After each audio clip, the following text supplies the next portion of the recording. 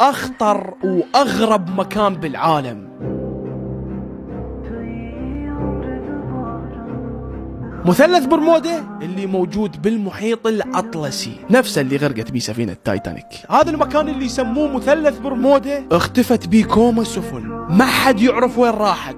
وبمجرد ما السفينة توصل لهذا المكان أو لهاي البقعة الموجودة بالمحيط تختفي من الوجود. ومو بس هذا الشيء، حتى الطائرة اللي تفوت من فوق مثلث برمودا هم تختفي. لا ومو بس هيك، حتى فرق الإنقاذ والبحث اللي راحت تدور ورا الناس المفقودة يم مثلث برمودا اختفت.